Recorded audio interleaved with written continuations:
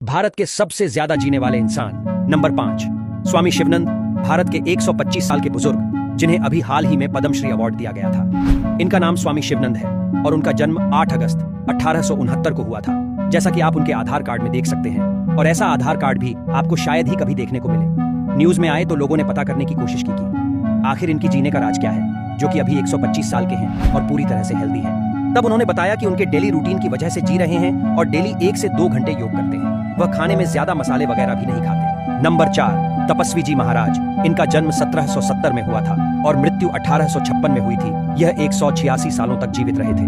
पटियाला के राजकुमार के रूप में जन्मे। जहां इनका जन्म हुआ वो किसी राजशाही महलों से कम नहीं था। इनके लंबे समय तक जीवित रहने का रहस्य है कि उन्होंने दशकों तक कठोर तपस्या की और अपनी जवानी वापस पाने के लिए प्राचीन वैदिक तकनीक का उपयोग करते हुए कायाकल्प उपचार का 3 बार इस्तेमाल किया। ये बहुत कठिन तपस्या होती है। कायाकल्प उपचार एक प्राचीन वैदिक तकनीक है जो शरीर को जवान और स्वस्थ रखने के लिए इस्तेमाल की जाती है। नंबर 3, देवराहा बाबा। देवराहा बाबा इंडिया के उत्तर प्रदेश से थे। इनका जन्म 1740 में हुआ था और मृत्यु 1990 में हुई थी। यह कुल 250 सालों तक जीवित रहे थे और इन्होंने बहुत अलौकिक सिद्धियां प्राप्त करी थी। कहा जाता है कि ये बाबा बहुत चमत्कारी थे। इनका आशीर्वाद लेने बहुत बड़े लोग आते थे। देश के पहले प्रधानमंत्री जवाहरलाल नेहरू, राजीव गांधी से लेकर अटल बिहारी वाजपेयी भी आ चुके हैं। नंबर 2, महाष्टा मुरासी।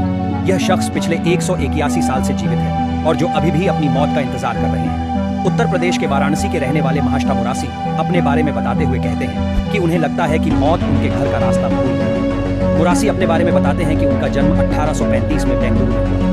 1903 में मुरासी बेंगलुरु से वाराणसी रहने के लिए आ गए। तब से आज तक वह वाराणसी में ही रह रहे हैं। नंबर 1, श्री शिव प्रभाकर। एक ऐसे बाबा के बारे में बताने वाले हैं जो 200 या 300 साल नहीं बल्कि 723 साल तक जीवित रहे। हम बात कर रहे हैं श्री शिव प्रभाकर सिद्ध योगी जी की, जिनका जन्म 1263 में अकाबुल मारा में हुआ था और महज 9 वर्ष की आयु से ही उन्होंने गुफाओं में ध्यान लगाना शुरू कर दिया और इतनी सिद्धि हासिल की कि वे लोगों के भविष्य से लेकर वह क्या सोच रहे हैं सब बता देते थे। और यहाँ तक कि कुछ लोगों का कहना है कि जब बाबा ध्यान लगाते थे तो वे हवा में उड़ने लगते थे।